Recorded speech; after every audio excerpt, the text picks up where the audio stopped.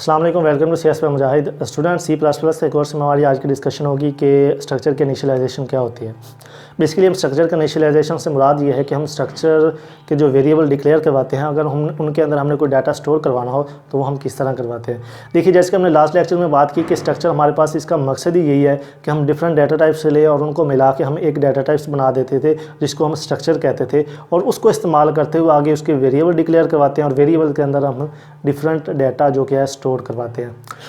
तो चलिए अब हम इसको एक एग्जांपल के साथ देखते हैं कि इसके इनिशियलाइजेशन क्या होता है। जैसे कि आप इनिशियलाइजेशन से वाकिफ़ हैं कि इनिशियलाइजेशन का मतलब ये है कि किसी भी वेरिएबल के अंदर किसी भी डाटा टाइप का जो हमारे पास वेरिएबल होता है उसके अंदर कोई डाटा स्टोर करवा देना, उसको कोई चीज़ असाइन करवा देना, हम उसको क्या कहते थे कि इनिशियलाइजेशन। तो इसी तरह हम जब स्ट्रक्चर के वेरिएबल डिक्लेयर करवाएंगे तो उनके अंदर हम डाटा किस तरह जो कि स्टोर करवाएंगे, और वो डाटा भी हमारे पास होता है डिफरेंट टाइप्स का, कि एक ही वेरिएबल के अंदर हम डिफरेंट टाइप्स का डाटा किस तरह स्टोर करवाएंगे। तो चलिए हम इसको एक एग्जांपल के साथ देखते हैं।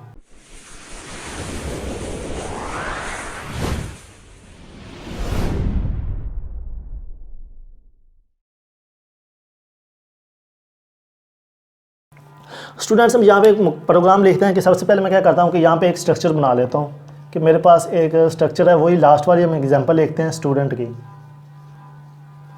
स्टूडेंट का एक स्ट्रक्चर है और यहाँ पे मैं इसके जो मेंबर हैं वो कुछ मेंबर ले लेता हूँ। एक जो क्रिएटर टाइप की अरे है मेरे पास, इसका मैं नाम, इसके अंदर हम नाम स्टोर करवाएंगे जो जिसकी लेंथ जो कि 50 हो सकती है। उसके बाद मेरे पास उसकी एज होगी जो कि इंटीजर टाइप की होती है, और उसके बाद मैं इसका GPA ले लेता हूँ वो जो कि फ्लोट टाइप का होगा।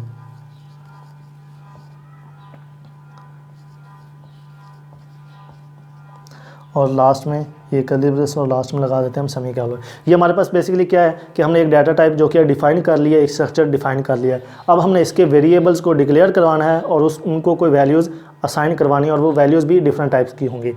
तो यहाँ पे मैं हमारा जो मेन का प्रोग्राम है, मेन का जो फंक्शन है वो यहाँ से स्टार्ट होगा। अब मैं इस डाटा टाइप का एक यहाँ पे वेरिएबल डिक्लेयर करवाता हूँ, स्टूडेंट है, और उसका नाम रख देता हूँ x। ठीक है। अब यहाँ पे सवाल ये पैदा होता है कि जी देखिए हमारे पास वेरिएबल एक है, अब हम इसके अंदर डिफरेंट डाटा टाइप्स का डाटा किस तरह स्टोर करवाएंगे। क्योंकि मैंने कहा था कि हमारे स्ट्रक्चर इस्तेमाल करने का मकसद ही यही है कि हम डिफरेंट डाटा टाइप्स को, नॉन सिमिलर डाटा टाइप्स को हम मिला के एक डाटा टाइप बना देते हैं और जिसको हम स्ट्रक्चर कहते थे, और उसके अंदर हम डिफरेंट जो कि डाटा है वो स्टोर करवा देते थे। एक सवाल यहाँ पे और भी है कि जी हमने डिफरेंट डाटा टाइप्स तो मिला दी हैं, अब हमें ये किस तरह पता चलेगा कि इसके अंदर हम कौन सी डाटा टाइप का डाटा स्टोर करवा रहे हैं। क्योंकि वेरिएबल हमारे पास एक है, उसका नाम भी एक है, तो उसके अंदर हमें किस तरह पता चलेगा कि हम इसके अंदर इंटीजर की वैल्यू स्टोर करवा रहे हैं, इसके अंदर कैरेक्टर नाम की कोई अरे है उसको स्टोर करवा रहे हैं, या इसके अंदर कोई फ्लोटिंग वैल्यू है वो स्टोर करवा रहे हैं। तो यही चीज़ है इसमें मेन समझने वाली कि हम क्या करेंगे कि जैसे मैंने कहा कि आप इसको वेरिएबल भी कह सकते हैं, आप इसको ऑब्जेक्ट भी कह सकते हैं। जिस तरह हमने फाइल हैंडलिंग में देखा था कि हम स्ट्रीम का कोई वेरिएबल जब स्ट्रीम इस्तेमाल करते थे उसका कोई ऑब्जेक्ट डिक्लेयर करवाते थे, और उस ऑब्जेक्ट को यूज़ करते हुए हम उसके जो फंक्शंस होते थे उनको इस्तेमाल करते थे। अब यहाँ पे भी सेम यही चीज़ है कि हमने यहाँ पे स्टूडेंट का एक ऑब्जेक्ट या स्टूडेंट का एक वेरिएबल जो कि डिक्लेयर करवाया, अब हम इसको इस्तेमाल करते हुए ये इसके जो तमाम मेंबर्स हैं, इसकी जो तमाम इसके अंदर डिफरेंट डाटा टाइप्स हैं उनको हम इस्तेमाल करेंगे। तो उनको इस्तेमाल करने का क्या मकसद है, सेम वही तरीका कि हम पहले क्या करेंगे कि एक्स का जो हमारे पास वेरिएबल है जहाँ पर हमने जो डिक्लेयर करवाया उसको इस्तेमाल करेंगे। उसके बाद हम क्या करेंगे कि डॉट यूज़ करेंगे। डॉट यूज़ करने के बाद अब बात आती है कि जी हम इनमें से किस चीज़ को इस्तेमाल करना चाह रहे हैं। हम नाम को इस्तेमाल करना चाह रहे हैं, एज को इस्तेमाल करना चाह रहे हैं, या GPA को इस्तेमाल करना चाह रहे हैं।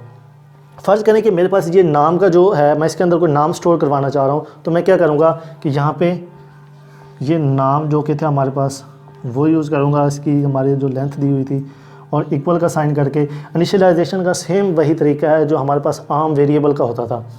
मेन डिफरेंस यहाँ पे आता है कि जी हम इसके अंदर ये जो हमारा एक ही वेरिएबल के अंदर हम डिफरेंट टाइप्स हैं, डिफरेंट डाटा है, वो किस तरह स्टोर करवाते थे। तरीका यही है कि हम वो वेरिएबल का नाम यूज़ करेंगे, उसके बाद डॉट हम यूज़ करेंगे, डॉट के बाद जिस टाइप का हम डाटा उसके अंदर स्टोर करवाना चाह रहे हैं वो करेंगे। मैंने यहाँ पे नाम का जो था इसके अंदर मैंने नाम स्टोर करवाना है, तो क्या है यहाँ पे जो नाम था मेरे पास करैक्टर टाइप की एक अरे थी, तो मैंने एक्स के साथ उस नाम का जो हमारे पास वहाँ पे यहाँ पे मैंने अरे डिक्लेयर करवाई थी वो यहाँ पे आ गई, और इसके अंदर कोई नाम फ़र्ज़ करें कि यहाँ पे मैं स्टोर करवा देता हूँ।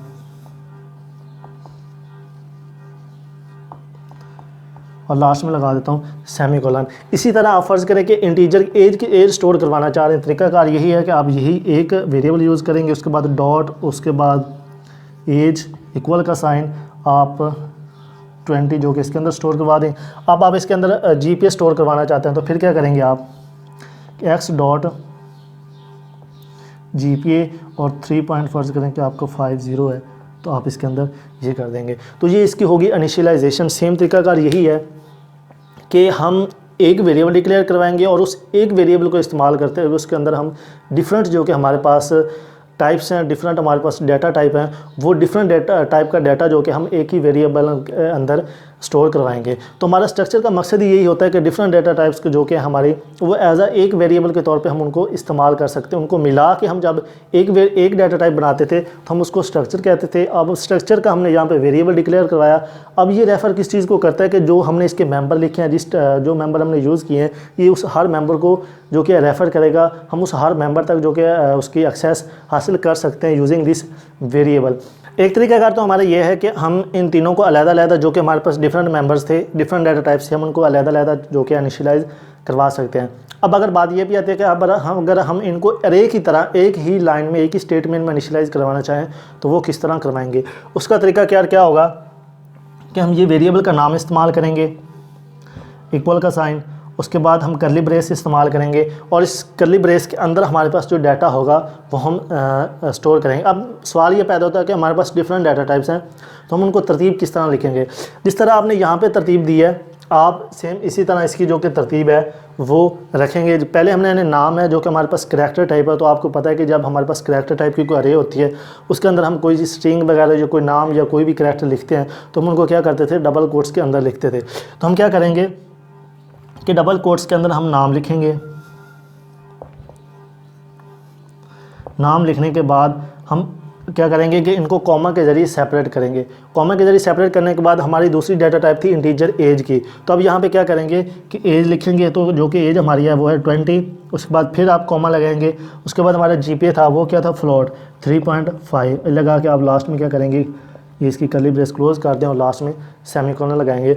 वही तरीकाकार है कि हम इसको इस तरह जो कि है एक लाइन में भी जो कि है इनिशियलाइज़ करवा सकते हैं और अगर हम डिफरेंट अलग-अलग करके चाहें तो अलग-अलग भी इनिशियलाइज़ करवा सकते हैं।